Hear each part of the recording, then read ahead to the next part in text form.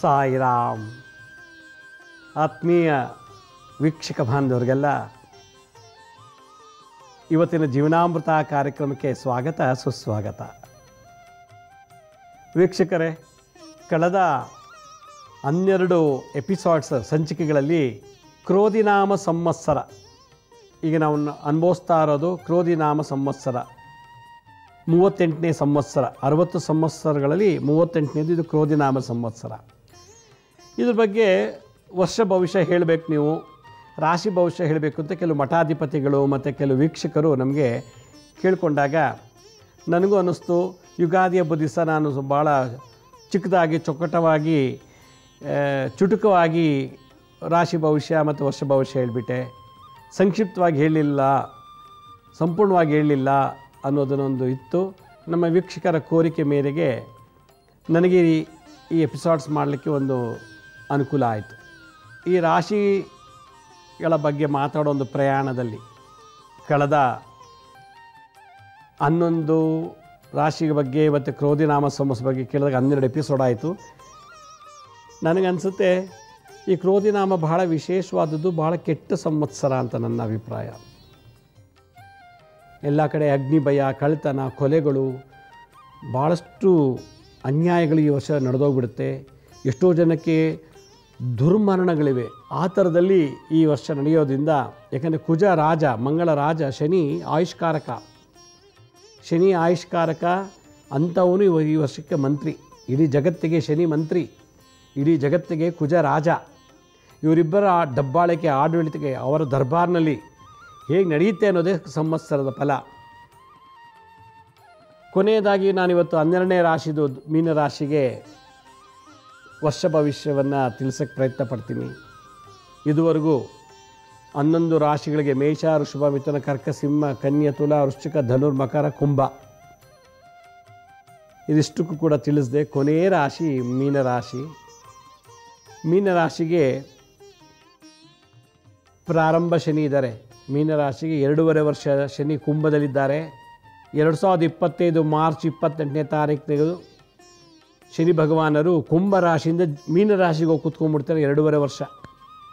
ಅಂದರೆ 2025 ಮಾರ್ಚ್ 28ನೇ ತಾರೀಕಿಗೆ ಶನಿ ಭಗವಾನರು ಕುಂಭರಾಶಿಯಿಂದ ಮೀನರಾಶಿಗೆ ಹೋಗಿ ಕೂತಾಗ ಮೀನರಾಶಿಗೆ ಜನ್ಮ ಶನಿ ಅಂತ ಕರೀತಾರೆ. ಈಗ ಮೀನರಾಶಿ ಹಿಂದಿನ ಮನೆ ಕುಂಭದಲ್ಲಿ ಶನಿ ಭಗವಾನರಿದ್ದಾರೆ. ಮೀನರಾಶಿಯವರಿಗೆ ಪ್ರಾರಂಭ ಶನಿ 2025 ಮಾರ್ಚ್ 28 ಆದ ತಕ್ಷಣ ಜನ್ಮ ಶನಿ, ಅಲ್ಲಿ 2.5 ವರ್ಷ. ಆಮೇಲೆ ಮೇಷರಾಶಿಗೆ ಹೊರಟೋಗ್ತಾರೆ, ಅಲ್ಲಿ 2.5 ವರ್ಷ. 7.5 ವರ್ಷ ಸಾಡೆ ಶನಿ ಮೀನರಾಶಿಗೆ ಈಗ ನಡೀತಾ ಇದೆ. 2025 ಮಾರ್ಚ್ 28ಕ್ಕೆ ಕುಂಭರಾಶಿಗಿಂದ ಮಕರ ರಾಶಿಗೆ ಶನಿ ಬಿಡುಗಡೆ ಆಗಿಬಿಡ್ತಾರೆ. ಮೀನರಾಶಿಗೆ ಪ್ರಾರಂಭ ಶನಿ, ಆದಿಶನಿ ಅಂತ ಕರೀತಾರೆ.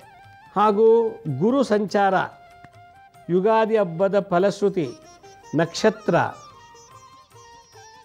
ಮತ್ತು ಲಗ್ನ ಇವೆಲ್ಲ ನೋಡಿದಾಗ ಏನಿದೆ ಒಳ್ಳೆಯದು ಕೆಟ್ಟದ್ದು ಅನ್ನೋದ್ರ ಬಗ್ಗೆ ತಿಳಿಸ್ಬೇಕು ನಾನು. ಮೀನರಾಶಿಗೆ ಅಧಿಪತಿ ಗುರುಗ್ರಹ. ಧನುರ್ ಮತ್ತು ಮೀನಕ್ಕೆ ಬಾಸು ಗುರು. ಗುರುಗೆ 2 ಮನೆ ಇದೆ. ಧನುರ್ ರಾಶಿಲಿ 1 ಮನೆ, ಮೀನರಾಶಿಗೆ 1 ಮನೆ. ಗುರು ಈಗ ವೃಷಭ ರಾಶಿಲಿದ್ದಾರೆ, ಸ್ವಂತ ಮನೆಯಲ್ಲಿ ಇಲ್ಲ, ಬೇರೆ ಮನೆಯಲ್ಲಿ ಹೋಗಿದ್ದಾರೆ ಗುರುಗ್ರಹ. ಹೀಗಾಗಿ ಕ್ರೋಧಿನಾಮ ಸಂವತ್ಸರದ ಫಲ ಏನಿರುತ್ತದೆ, ಬಹುಶಃ ಯಾವುದು ಒಳ್ಳೆಯದು ಕೆಟ್ಟದ್ದು. ಕೆಟ್ಟದಾಗದಾರೆ ಅದಕ್ಕೆ ಪರಿಹಾರ ಮಾಡ್ಕೋಬೇಕು. ಒಳ್ಳೆಯದಾಗದಾರೆ ಯಾವುದು ಬೇಗ ತನಗೆ ತಾನೇ ಒಳ್ಳೇದಾಗ್ತಾ ಹೋಗುತ್ತೆ. ನೋಡ್ರಿ, ಅವನು ಓದಿಲ್ಲ, ಹಿಂಗೆ ಪಾಸ್ ಆಗಿಬಿಟ್ಟ, ಅವನಿಗೆ ಕಾರ್ ಸಿಕ್ತು, ಸೈಟು, ಮನೆ ಎಲ್ಲ ಸಿಕ್ತು, ನಾವು ಕಷ್ಟಪಟ್ಟು ದುಡಿತೀವಿ, ಅವ್ನು ನಮಗೇನು ಇಲ್ಲ, ಅವ್ನು ಏನೂ ಇಲ್ಲದೆ ಇಷ್ಟೆಲ್ಲ ಪಡೆದಲ್ಲ ಅಂದರೆ ಪೂರ್ವಜನ್ಮದ ಪುಣ್ಯದ ಫಲದಿಂದ ಅವನಿಗೆಲ್ಲ ಸಿಕ್ಕಿದೆ. ಇಲ್ಲ ಅವನಿಗೆಲ್ಲ ಸಿಗುತ್ತೆ. ನೀವು ಕೆಟ್ಟದ್ದು ಮಾಡಿದ್ದೀರಿ, ಅದಕ್ಕೆ ಈಗ ಸೈಟ್ ಇಲ್ಲ, ಕಾರ್ ಇಲ್ಲ, ಸ್ವಂತ ಮನೆ ಇಲ್ಲ, ಹೆಂಡತಿ ಇಲ್ಲ, ಮಕ್ಕಳಿಲ್ಲ, ಗಂಡ ಇಲ್ಲ. ಅಯ್ಯೋ ಲಿಸ್ಟು, ದೊಡ್ಡ ಲಿಸ್ಟು. ಇಲ್ಲ ಅನ್ನೋದೇ ಒಂದು ದೊಡ್ಡ ಲಿಸ್ಟು. ಆದ್ದರಿಂದ ಪೂಜೆ ಮಾಡ್ತೀವಿ, ಜಪ ಮಾಡ್ತೀವಿ, ಹೋಮ ಮಾಡ್ತೀವಿ, ನಮಗೆ ದರಿದ್ರ ಅಲ್ಲಿ ಅಂದರೆ ಓಜಮದ ಕರ್ಮ ಇದೆ, ಅದಕ್ಕೆ ಎಲ್ಲ ಇಲ್ಲ. ಈಗ ಮಾಡು, ಮುಂದಕ್ಕೆ ಸಿಗುತ್ತೆ ಅಷ್ಟೇ. ಅವನು ಓಜಮದ ಪೂಜೆ, ಜಪ, ತಪ್ಪ, ಹೋಮ ಎಲ್ಲ ಮಾಡಿದ್ದ, ಈಗ ಅವನಿಗೆಲ್ಲ ಸಿಕ್ಕಿದೆ. ಹಾಗಂತ ನಾವು ಅವ್ನಿಗೆ ಮಾಟ ಮಂತ್ರ ಮಾಡಿಸೋದು, ಅವ್ನು ಕಂಡು ಹೊಟ್ಟೆ ಉರಿ ಪಡೆಯೋದನ್ನು ಮಾಡಬಾರ್ದು, ಅದು ಮಹಾಪಾಪನೇ. ಹೀಗಾಗಿ ಇವತ್ತು ಮೀನರಾಶಿಯವರಿಗೆ ಈ ಕ್ರೋಧಿನಾಮ ಸಂವತ್ಸರ ಹೇಗೆ ಫಲ ಕೊಡುತ್ತದೆ ಅನ್ನೋದನ್ನು ನಾನು ನಿಮಗೆ ತಿಳಿಸೋಕ್ಕೆ ಪ್ರಯತ್ನ ಪಡ್ತೀನಿ. ಈ ವರ್ಷ ದೇವತಾ ಅನುಗ್ರಹ ಇಲ್ಲ ಮೀನರಾಶಿಯವರಿಗೆ. ಗುರು ಕೂಡ ಸ್ವಂತ ಮನೆ ಬಿಟ್ಟು ಹೊರಟೋಗಿದ್ದಾರೆ. 3ನೇ ಸ್ಥಾನದಲ್ಲಿ ಗುರು ವ್ಯಯಸ್ಥಿತಿ, ಜನಿ ಜನ್ಮರಾಶಿ 7ನೇ ರಾಶಿಯಲ್ಲಿ ಸಂಚರಿಸ್ತಾ ಇರೋದ್ರಿಂದ ರಾಹುಕೇತುಗಳಿಂದ ಅನಿಷ್ಟ ಫಲ ಇದೆ ಅಂತ ಹೇಳ್ತಾರೆ. ಏಪ್ರಿಲ್ 9ನೇ ತಾರೀಕು ಯುಗಾದಿ ಪ್ರಾರಂಭ ಆಯಿತು, ಅಂದರೆ ಈ ತಿಂಗಳಲ್ಲಿ ಸಿಕ್ಕಾಪಟ್ಟೆ ವಾದ ವಿವಾದಗಳಿಂದ ಮಾನಹಾನಿ, ಧನಹಾನಿ, ಮಾನಸಿಕ ಚಿಂತನೆ. ಅದಕ್ಕೆ ಯಾರ ಹತ್ರ ಹೆಚ್ಚಿಗೆ ಮಾತಾಡೋಕ್ಕೆ ಹೋಗಬಾರ್ದು. ಮೀನರಾಶಿ ಹುಟ್ಟರು ಹೆಣ್ಣಾಗಲಿ ಗಂಡಾಗಲಿ.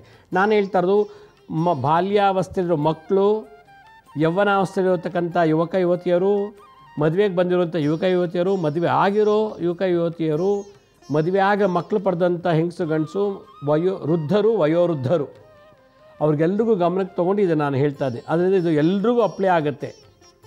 ನಾನು ಗುರು ಗೋಚಾರ, ಯುಗಾದಿ ಫಲ, ನಕ್ಷತ್ರ ಮತ್ತು ಲಗ್ನದಿಂದೆಲ್ಲ ತಗೊಂಡು ನಾನು ಒಂದು ಕನ್ಸಾಲ್ಟೇಟ್ ಮಾಡಿ ಹೇಳ್ತಾ ಇದ್ದೀನಿ. ಆದ್ದರಿಂದ ಭಾಳ ವಿಶೇಷವಾಗಿ ನಾನು ಹೇಳೋದನ್ನು ಗಮನ ಇಟ್ಟು ಕೇಳಿ ಪರಿಹಾರ ಮಾಡ್ಕೊಂಡ್ಬಿಟ್ರೆ ನಿಮ್ಗೆ ಯಾವ ತಾಪತ್ರನೂ ಇರೋಲ್ಲ ಅಂತ ನನ್ನ ಮನಸ್ಸು ಹೇಳುತ್ತೆ.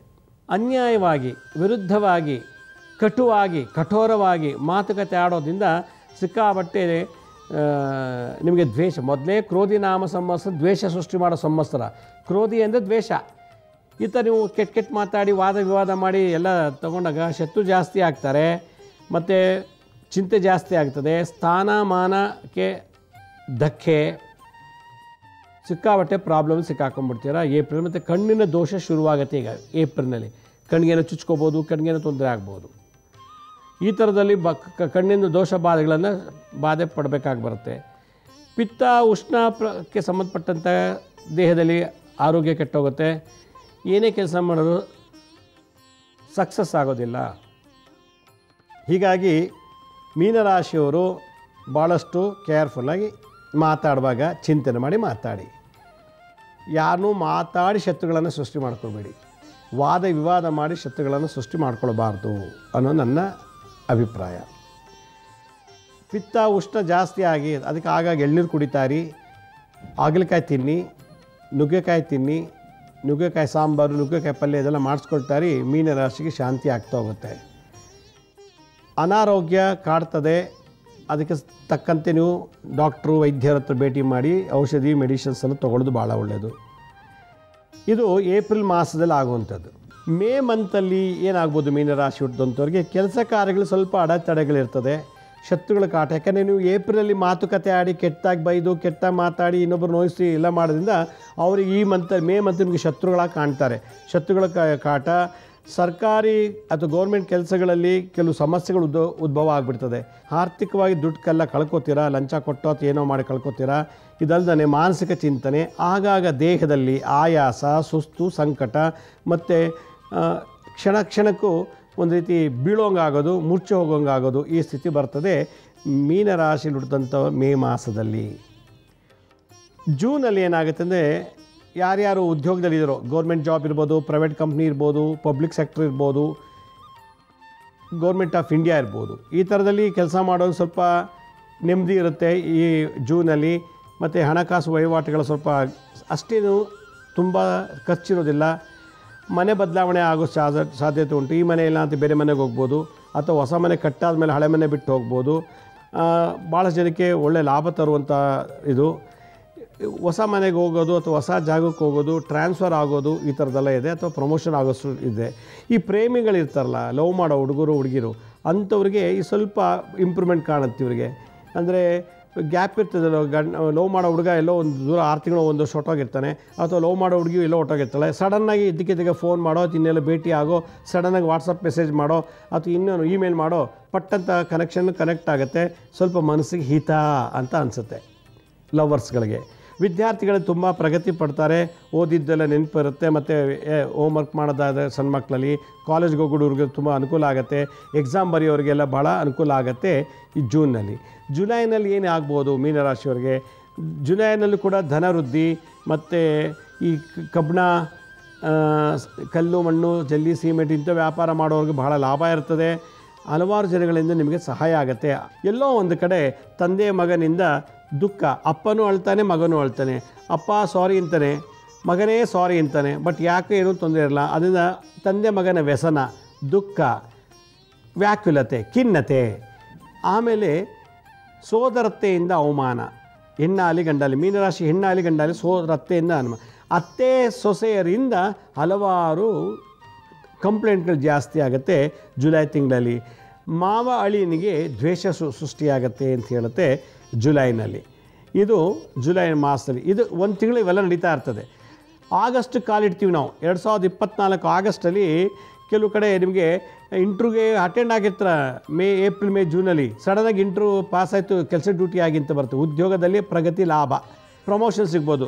ಮಕ್ಕಳಲ್ಲಿ ಹಲವಾರು ಮಕ್ಕಳಿಗೆ ಸಣ್ಣ ಸಣ್ಣ ಆರೋಗ್ಯದಲ್ಲಿ ವ್ಯತ್ಯಾಸ, ಜ್ವರ, ಕೆಮ್ಮು, ನೆಗಡಿ, ವಾಂತಿಯಿಂದ ಆಗಸ್ಟ್ ಮಂತು ಮಕ್ಕಳು ನೋಡಿಕೊಂಡೇ ಇರಬೇಕು. ಮಕ್ಕಳಿಗೆ ದುಡ್ಡು ಇನ್ವೆಸ್ಟ್ಮೆಂಟ್ ಮಾಡಬೇಕು. ಆರೋಗ್ಯ ದೃಷ್ಟಿಯಲ್ಲಿ ತುಂಬ ಅನಾರೋಗ್ಯಗಳು. ಬಂಧು ಮಿತ್ರರಿಂದ ಕಿರುಕುಳ, ಕಳ್ಳತನದ ಬಾಧೆ. ನಿಮ್ಮ ಫ್ರೆಂಡ್ಸೇ, ಮನೆಗೆ ಫ್ರೆಂಡ್ಸ್ ಹೆಚ್ಚಿಗೆ ಕರಿಬೇಡಿ. ಏನೋ ತೊಂದರೆ ಕೊಡು, ಗಂಡ ಹೆಂಡ್ತಿಗೆ ಚಾಡಿ ಹೇಳ್ಬಿಟ್ಟು ಹೋಗ್ಬಿಡ್ತಾರೆ, ಇಲ್ಲ ಏನೋ ಬಂದು ಆ ಕಡೆ ಈ ಕಡೆ ಹೋಗೋ ಬಸ್ಸು ಏನೋ ಕತ್ಕೊಂಡು ಹೋಗ್ಬಿಡ್ತಾರೆ. ಚೋರ ಭಯ ಮತ್ತು ಆ ನಿಂದನೆಗಳು, ಮಾನಸಿಕ ನಿಂದನೆಗಳು, ಒಬ್ರಿಗೊಬ್ರಿಗೆ ನಿಂದನೆ ಮಾಡ್ಕೊಳ್ಳೋವಂಥದ್ದು. ಇದು ಆಗಸ್ಟು. ಸೆಪ್ಟೆಂಬರ್ ತಿಂಗಳಲ್ಲಿ ಕೆಲವು ಕಾರ್ಯ ಹಾಗೆ ಸ್ಟಾರ್ಟ್ ಆಗುತ್ತೆ, ಕಂಪ್ಲೀಟ್ ಆಗುತ್ತೆ. ಕೆಲವು ಕಾರ್ಯಗಳು ಕಂಪ್ಲೀಟ್ ಆಗೋಲ್ಲ, ಹಾಗೆ ನಿಂತ್ಕೊಳ್ಳುತ್ತೆ. ಶತ್ರುಗಳು ತುಂಬ ತೊಂದರೆ ಕೊಡ್ತಾರೆ ನೀವು ಹೋದಾಗ ಬಂದಾಗೆಲ್ಲ. ಸೆಪ್ಟೆಂಬರ್ ಮಂತಲ್ಲಿ ಮೀನರಾಶಿಯವರಿಗೆ ಈ ಮಾಟ ಮಂತ್ರ ತಂತ್ರ ಪ್ರಯೋಗ ತಟ್ಟುವ ಸಾಧ್ಯತೆ ಇದೆ.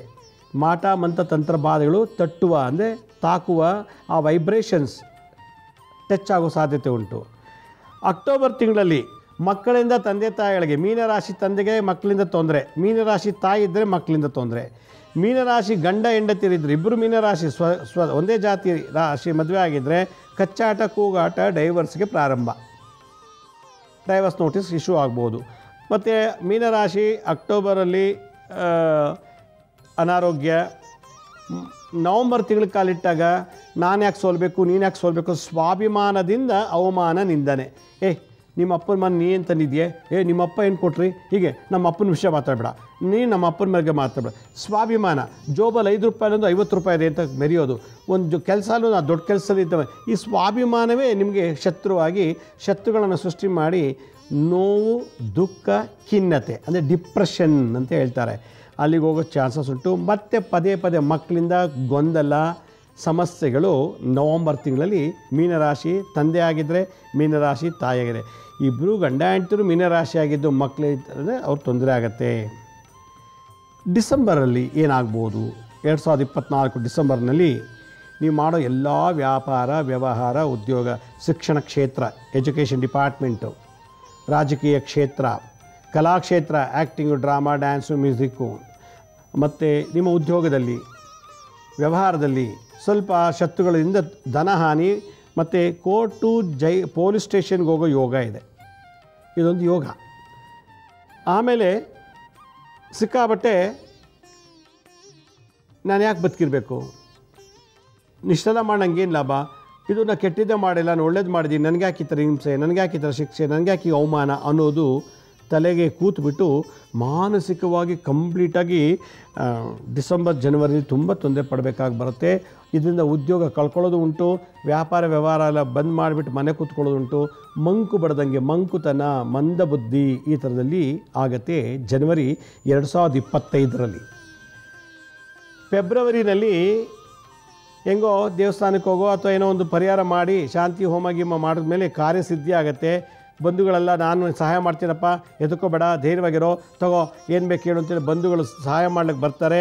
ಧೈರ್ಯ ಜಾಸ್ತಿ ಆಗುತ್ತೆ. ಇವ್ರು ಸಪೋರ್ಟು ಮತ್ತು ಪೂಜೆ ಪುರಸ್ಕಾರ ಜಪತಪ ಮಾಡಿದ್ಮೇಲೆ ಆತ್ಮಗೌರವ ಜಾಸ್ತಿ ಆಗುತ್ತೆ ಹೋಗುತ್ತೆ. ಆತ್ಮವಿಶ್ವಾಸದಿಂದ ನಾನು ಸಮುದ್ರ ಬೇಕಾದ್ರೆ ದಾಟ್ತೀನಿ, ಬೆಟ್ಟ ಬೇಕಾದ್ರೆ ಹತ್ತಿ ಇಳಿದು ಬಿಡ್ತೀನಿ ಅಂಥೇಳಿ ಆ ಧೈರ್ಯ ಬರುತ್ತೆ ಫೆಬ್ರವರಿ. ಕೊನೆಯದಾಗಿ 2025 ಮಾರ್ಚ್ ತಿಂಗಳಲ್ಲಿ ಕಷ್ಟ ನಷ್ಟಗಳು ತುಂಬ ಜಾಸ್ತಿ ಆಗುತ್ತೆ.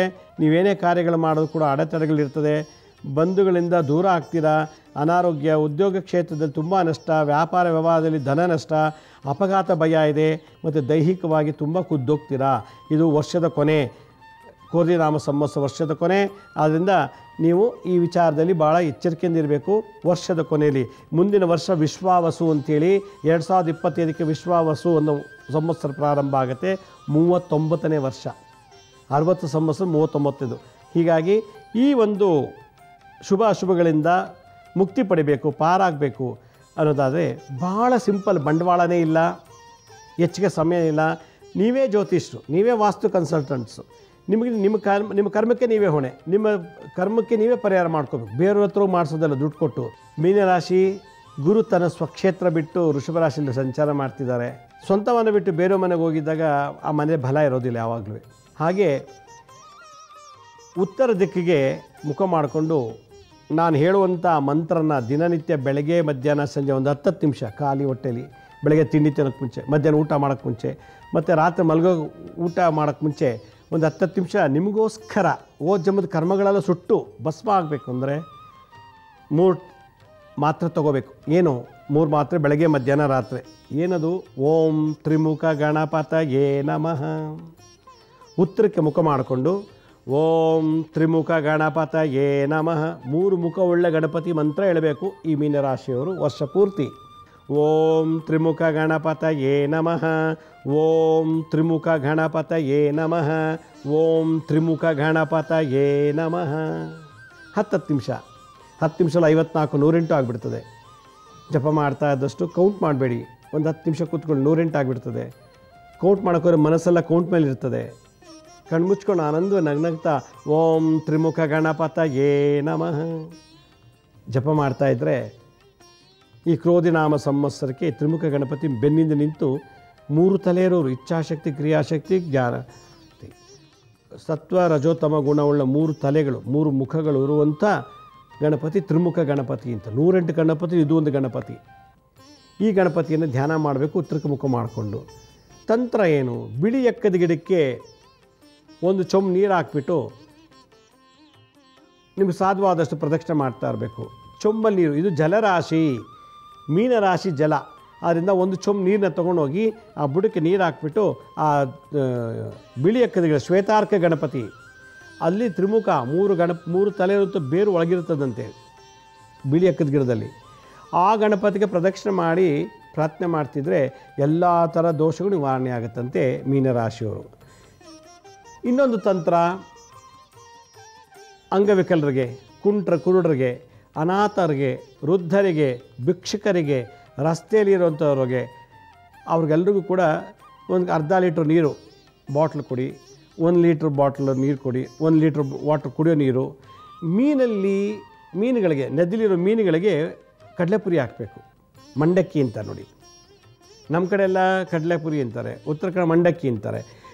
ಹರಿಯೋ ನದಿ ನೀರಿರೋ ಮೀನುಗಳಿಗೆ ಮಂಡಕ್ಕಿ ಹಾಕೋದ್ರಿಂದ ಈ ದೋಷ ನಿವಾರಣೆ ಆಗುತ್ತಂತೆ. ಮನೆಯಲ್ಲಿರೋ ವಿಗ್ರಹಗಳಿಗೆ ಸಣ್ಣ ಸಣ್ಣ ವಿಗ್ರಹ ದಿನನಿತ್ಯ ಒಂದೆರಡು ಚಮಚ ನೀರು ಹಾಕಿ ಅಭಿಷೇಕ ಮಾಡಿ ಒರೆಸ್ಬಿಟ್ಟು ಪೂಜೆ ಮಾಡಿಬಿಡಿ. ಅಥವಾ ಯಾವುದೇ ದೇವಸ್ಥಾನಕ್ಕೆ ಹೋಗೋದಾಗ ಜಲಾಭಿಷೇಕ ಮಾಡಿಸಿ ನೀರನ್ನು ದಾನ ಮಾಡಿ. ಶುಭ ಸಮಾರಂಭಗಳು, ಮದುವೆ, ಮುಂಜಿ, ನಾಮಕರಣ ಈ ಥರದಲ್ಲಿ ಸಮಾರಂಭಗಳಿಗೆ ಒಂದು ದೊಡ್ಡ ಕ್ಯಾನಲ್ಲಿ ಹೋಗಿ ನೀರು ಕೊಡಿ. ಕುಡಿಯೋ ಜನಗಳಿಗೆ ನೀರಿಡಿ. ಪ್ರಾಣಿ ಪಕ್ಷಿಗಳಿಗೆ ಕುಡಿಯೋಕ್ಕೆ ನೀರಿಡಬೇಕು ಮೀನರಾಶಿಯವರು. ಮನೆ ಟೆರೆಸ್ ಮೇಲೆ ಅಥವಾ ಮನೆ ಮುಂದೆ ಹಿತ್ತಲಲ್ಲಿ ಅಥವಾ ಎಲ್ಲೋ ಜಾಗ ಸಿಗುತ್ತೋ ಪಕ್ಷಿಗಳೆಲ್ಲ ಬಂದು ಆ ಬಟ್ಲಲ್ಲಿರೋ ನೀರನ್ನು ಕುಡಿಬೇಕು. ಒಂದು ಚೊಂಬು ಅಥವಾ ದೊಡ್ಡದಾದ ಪಾತ್ರೆಯಲ್ಲಿ ನೀರಿಡೋದ್ರಿಂದ ಪಶು ಪಕ್ಷಿಗಳಿಗೆ ಜಲದಾನ ಮಾಡೋದ್ರಿಂದ ಮೀನರಾಶಿಗೂ ಯೋಗನೋ ಯೋಗ. ಯಾಕೆಂದರೆ ಹಿಂದುಗಡೆ ಶನಿ ಇದ್ದಾರೆ, ಕುಂಭರಾಶಿ ಶನಿ ಕೂತ್ಬಿಟ್ಟಿದ್ದಾರೆ ಮೀನರಾಶಿಯವರಿಗೆ. 7.5 ವರ್ಷದ ಪ್ರಾರಂಭ ಶನಿ ಕುಂಭರಾಶಿಯಿಂದ ತೊಂದರೆ ಕೊಡೋಕ್ಕೆ ಶುರು ಮಾಡಿದ್ದಾರೆ. ಈಗ 2025 ಮಾರ್ಚ್ 28ಕ್ಕೆ ಜನ್ಮರಾಶಿಗೆ ಕೂತ್ಬಿಟ್ಟ ಅಂದರೆ ಮುಗಿದೋಯ್ತು. ಆದ್ದರಿಂದ ಪಶು ಪಕ್ಷಿಗಳಿಗೆ ಇದು. ಹಸುಗಳಿಗೆ ನೀರು ಕೊಡಬೇಕು, ಗೋಶಾಲೆಗೆ ಹೋಗಿ ನೀರು ಕೊಡಿ. ಆಮೇಲೆ ಸ್ನಾನಕ್ಕಿಲ್ಲ, ಪಾತ್ರೆ ತೊಳೆಯೋಕ್ಕೆ ನೀರಿಲ್ಲ ಅಂತ ಕೆಲವು ಪಾಪ ನೀರಿಲ್ಲದ ಜಾಗದಲ್ಲಿ ಕೆಲವು ಏರಿಯಾಗಳಲ್ಲಿ ನೀರೇ ಇರಲ್ಲ. ಅವ್ರಿಗೊಂದು ಲಾರಿ ನೀರನ್ನು ತಿಂಗಳಿಗೋ 2 ತಿಂಗಳಿಗೋ ಒಂದು ಸಲ ನೀರು ದಾನ ಮಾಡಿಬಿಡಿ ಮೀನರಾಶಿಯವರು. ಅನಾಥಾಶ್ರಮಕ್ಕೆ ನೀರು ಸಪ್ಲೈ ಮಾಡಿ. ನೀರು ಇರುವಂಥ ಒಂದು ಟ್ಯಾಂಕನ್ನು ಕಟ್ಸ್ಕೊಡಿ. ಆ ಟ್ಯಾಂಕಲ್ಲಿ ನೀರು ತುಂಬಿದಷ್ಟು ನಿಮ್ಗೆ ಒಳ್ಳೆಯದಾಗ್ತಿರ್ತದೆ, ಆ ನೀರು ಕುಡಿದಷ್ಟು ನಿಮ್ಗೆ ಒಳ್ಳೆಯದಾಗ್ತದೆ. ಅದರಿಂದ ಜಲದಾನ ಮಹಾಶ್ರೇಷ್ಠ. ಯಾರಿಗೆ ಇದನ್ನು ಮಾಡ್ತಾರೋ ಅವ್ರಿಗೆ ಬಹಳ ಒಳ್ಳೆಯದು. ಬ್ರಾಹ್ಮಣನಿಗೆ, ಯಾಕೆಂದರೆ ಮೀನರಾಶಿ ಬ್ರಾಹ್ಮಣ ಜಾತಿ. ಮೀನರಾಶಿ ಆ ಮನೆ ಬ್ರಾಹ್ಮಣ ಮನೆ. ಆದ್ದರಿಂದ ಬ್ರಾಹ್ಮಣನಿಗೆ, ನಿಜವಾದ ಬ್ರಾಹ್ಮಣನಿಗೆ, ಯಾರು ತ್ರಿಕಾಲ ಗಾಯತ್ರಿ ಜಪ ಮಾಡ್ತಾನೋ, ಸಂಧ್ಯಾ ವಂದನ ಮಾಡ್ತಾನೋ, ಎಲ್ಲರಲ್ಲೂ ಭಗವಂತನ ದರ್ಶನ ಮಾಡ್ತಾನೋ, ಎಲ್ಲ ಜನರಿಗೂ ಲೋಕ ಸಮಸ್ತ ಸುಖಿನೋ ಭವಂತು, ಸರ್ವೇ ಜನ ಸುಖಿನೋ ಭವಂತು, ಎಲ್ರಿಗೂ ಆಶೀರ್ವಾದ ಮಾಡಿಕೊಂಡು ಎಲ್ರಿಗೂ ಪ್ರೇಮ ಮಾಡೋವನು ಅವನು ಭಗವಂತನಿಗೆ ಹತ್ರದಲ್ಲಿರೋವನು ಅಂತ. ಯಾವ ಬ್ರಾಹ್ಮಣ ಜನವರ ಹಾಕ್ಕೊಂಡು ಸ್ಮೋಕು ಡ್ರಿಂಕ್ಸು ಮಾಡಿ ಪರಸ್ತಿ ಸಂಬಂಧ ಮಾಡ್ತಾನೋ ಅಂಥವನಿಗೆ ಏನಾದ್ರು ದಾನ ಕೊಟ್ಟರೆ ಪಟ್ಟಂತೆ ನಿಮಗೆ ಎಫೆಕ್ಟ್ ಆಗಿಬಿಡ್ತದೆ. ಅಂತರ್ಜಾತಿ ವಿವಾಹ ಆಗಿರಬಾರ್ದು. ಬ್ರಾಹ್ಮಣತ್ವ ಉಳಿಸಿರ್ಬೇಕು.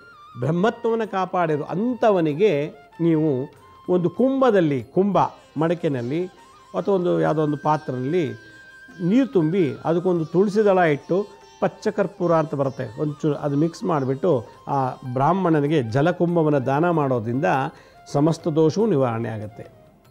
ಆಗಾಗ ನದಿ ಸ್ನಾನ ಮಾಡ್ತಾಯಿರಿ, ಸಮುದ್ರ ಸ್ನಾನ ಮಾಡಿ ಇದು ಮಾಡ್ತಾ ಇರೋದ್ರಿಂದ ನಿಮಗೆ ಖಂಡಿತ ಒಳ್ಳೆಯದಾಗತ್ತೆ. ವೀಕ್ಷಕರೇ, ಈಗ ಕೆಲವು ಮಠಾಧಿಪತಿಗಳು ಮತ್ತು ವೀಕ್ಷಕರು ಇದ್ರ ಬಗ್ಗೆ ತಿಳಿಸಿದ್ದಕ್ಕೆ ಅವರ ಒಂದು ಮಾತಿಗೆ ಇಷ್ಟು 12 ಎಪಿಸೋಡ್ನ ಮಾಡಬೇಕಾಗಿ ಬಂತು. ನಿಜವಾಗ್ಲೂ ಭಾಳ ಸಂತೋಷ ಆಗುತ್ತೆ. ಯಾರ್ಯಾರು ನನಗೆ ಎಪಿಸೋಡ್ ಮಾಡು ಅಂತ ಹೇಳಿದ್ರು ಅವ್ರು ನನ್ನ ಕಡೆಯಿಂದ ಹೃತ್ಪೂರ್ವಕ ವಂದನೆಗಳು. ಅವ್ರು ಹೇಳಲಿಲ್ಲ, ನಾನು ಮಾಡ್ತಿರಲಿಲ್ಲ. ಹೀಗಾಗಿ ನಮ್ಮ ಬಹುಶಃ ಸಿರಿಕನ್ನಡ ಚಾನಲ್ ಒಂದೊಂದು ರಾಶಿಗೂ ಕಂಪ್ಲೀಟಾಗಿ ವರ್ಷ ಭವಿಷ್ಯ ಹೇಳೋಕ್ಕೆ ಒಂದು ಅವಕಾಶ ಮಾಡಿಕೊಟ್ರು ನಮ್ಮ ವೀಕ್ಷಕರು. ಅವ್ರಿಗೆಲ್ರಿಗೂ ಭಗವಂತ ಆಯುಷ್ಯ ಆರೋಗ್ಯ ಕೊಟ್ಟು ಕಾಪಾಡಲಿ. ಯಾರ್ಯಾರು ಈ ರಾಶಿ ಭವಿಷ್ಯವನ್ನು ಕೇಳಿದಾರೋ ಅವ್ರಿಗೆ ಈ ಕ್ರೋಧಿನಾಮ ಸಂವತ್ಸರದಲ್ಲಿ ಆ ಭಗವಂತ ವಿಘ್ನ ನಿವಾರಕ ಮಹಾಗಣಪತಿ ಎಲ್ರಿಗೂ ಒಳ್ಳೇದು ಮಾಡಲಿ. ಈ ವರ್ಷ ನಿಮಗೆ ಆಯುಷ್ಯ ಆರೋಗ್ಯ ಸುಖ ಶಾಂತಿ ನೆಮ್ಮದಿ ಕೊಡಲಿ. ಅತಿಯಾದ ಬಿಸಿಲು ಮತ್ತು ಬರ, ಮಳೆ ಇಲ್ಲ, ಸಿಕ್ಕಾಪಟ್ಟೆ ಕೋರ್ಟು ಜೈಲು ಪೊಲೀಸ್ ಸ್ಟೇಷನ್ ಕ್ರೋಧ ತುಂಬಿ ತುಳುಕುತ್ತೆ ಅಸೂಯೆ ಈ ವರ್ಷ, ಅದೆಲ್ಲ ಶಮನ ಆಗಿ ಎಲ್ರಿಗೂ ಸುಖ ಶಾಂತಿ ಸಿಗಲಿ ಅಂತ ಹೇಳ್ತಾ ಇವತ್ತೆಲ್ಲ ಸಂಚಿಕೆಯನ್ನು ಮುಗಿಸ್ತಾ ಇದ್ದೀನಿ. ಯಾರಿಗೆ ನಮ್ಮ ಹಳೆ ಸಂಚಿಕೆ ನೋಡೋಕ್ಕಾಗಿಲ್ವೋ, ನಮ್ಮ ಶಿರಡಿ ಸಾಯಿ ಭಿಕ್ಷಾ ಕೇಂದ್ರ ಮತ್ತು ಹೆಲ್ತ್ ಸೈನ್ಸ್ ಅಂತ 2 ಯೂಟ್ಯೂಬ್ ಚಾನಲ್ ಇದೆ. ಇನ್ನೊಂದು SSBK ಜ್ಞಾನೋದಯ ಅಂತ ಒಂದು ಮ್ಯೂಸಿಕ್ ಚಾನಲ್ ಇದೆ. 3ಕ್ಕೂ ಸಬ್ಸ್ಕ್ರೈಬ್ ಮಾಡ್ಕೊಳ್ಳಿ. ಪಕ್ಕದವರು ಬೆಲ್ ಬಟನ್ ಪ್ರೆಸ್ ಮಾಡಿ. ನೋಡಾದಮೇಲೆ ಲೈಕ್ ಅನ್ನೋ ಬಟನ್ ಪ್ರೆಸ್ ಮಾಡಿ. ಆಮೇಲೆ ಆ ಲಿಂಕನ್ನು ನಿಮ್ಮ ಬಂಧು ಮಿತ್ರರಿಗೆ ವಾಟ್ಸಪ್ ಮುಖಾಂತರ ಇಮೇಲ್ ಮುಖಾಂತರ ಶೇರ್ ಮಾಡಿ, ಅವ್ರಿಗೂ ಒಳ್ಳೆಯದಾಗಲಿ. ಗುರುಜಿ ಲಕ್ಷ್ಮೀ ಶ್ರೀನಿವಾಸ್ ಅಂತೇಳಿ ಫೇಸ್ಬುಕ್ಕಲ್ಲಿ, ಇನ್ಸ್ಟಾಗ್ರಾಮಲ್ಲಿ, ಟ್ವಿಟ್ಟರ್ ಮತ್ತು ಲಿಂಕ್ಡ್ಇನ್ನಲ್ಲೆಲ್ಲ ನಾವು ಇನ್ಫಾರ್ಮೇಷನ್ ಅಪ್ಲೋಡ್ ಮಾಡ್ತಾಯಿದ್ದೀವಿ. ಆಗಾಗ ಅದು ಕೂಡ ನೀವು ಹೋಗಿ ನೋಡ್ಬೋದು. ಆಮೇಲೆ ಅಪಾಯಿಂಟ್ಮೆಂಟ್ಸ್ ಬೇಕು ಅಂತ ಇದ್ದರು, ಭಾಳ ಜನ ಫೋನ್ ಮಾಡ್ತಿದ್ರು, ಪತ್ರ ಬರೀತಿದ್ರು. ಈಗ ಅದರ ಅವಶ್ಯಕತೆ ಇಲ್ಲ. ನೋಡಿ, ನಾನು ತೋರಿಸ್ತಾ ಇದ್ದೆ ನೋಡಿ ಸ್ಕ್ರೀನ್ ಮೇಲೆ www.lakshmisrinivas.in ಅಂತ. ಅದಕ್ಕೆ ಲಾಗಿನ್ ಆಗಿ ಯಾವ ಡೇಟು ಯಾವ ಟೈಮಿಗೆ ನೀವೇ ಬುಕ್ ಮಾಡ್ಕೊಳ್ಳಿ. ಯಾರು ಪ್ರಶ್ನೆ ಕೇಳಬೇಕು ಅವರೇ ಸ್ವತಃ ಬಂದರೆ ಒಳ್ಳೆಯದು. ಬರಬೇಕಾದ್ರೆ ನಿಮ್ಮ ಜಾತಕ ತೊಗೊಂಡು ಬನ್ನಿ. ಈ ಏಡ್ಸು, ಕ್ಯಾನ್ಸರು, ಪಿಟ್ಸು ಮತ್ತು ಲಕ್ವಾ, ಮೈಗ್ರೇನು, ಬ್ರೈನ್ಗೆ ಸಂಬಂಧಪಟ್ಟಂಥದ್ದು, ಮಾನಸಿಕ ರೋಗಗಳಿಂದ ನಲುತ್ತಿದ್ದವರು, ಅದರಲ್ಲೂ ಭೂತ ಪ್ರೇತ ಮಾಟ ಮಂತ ತಂತ್ರಬಾಧೆಯಿಂದ, ಕ್ಷುದ್ರಗ್ರಹದ ದೋಷದಿಂದ ನಲುತ್ತಿದ್ದವರು, ಅದಕ್ಕೆ ಸಂಬಂಧಪಟ್ಟಂಥ ಮೆಡಿಕಲ್ ರಿಪೋರ್ಟ್ ತೊಗೊಂಡು ಬಂತು ಅಂದರೆ ಅದನ್ನು ನೋಡಿ ನಾವು ಬೇರೆ ರೀತಿ ಪರಿಹಾರ ತಿಳಿಸ್ಬೋದು ಅಂತ ಹೇಳ್ತಾ ಇವತ್ತಿನ ಸಂಚಿಕೆಯನ್ನು ಮುಗಿಸ್ತಾ ಇದ್ದೀನಿ. ಇದೇ ರೀತಿ ನಾಳಿನ ಸಂಚಿಕೆಯಲ್ಲಿ ಮತ್ತೊಂದು ವಿಶೇಷವಾದಂಥ ಮಾಹಿತಿಯೊಂದಿಗೆ ತಮ್ಮನ್ನು ಭೇಟಿ ಮಾಡ್ತೀನಿ. ಅಲ್ಲಿವರೆಗೂ ನನ್ನ ನಮಸ್ಕಾರ. ಸಾಯಿರಾಮ್.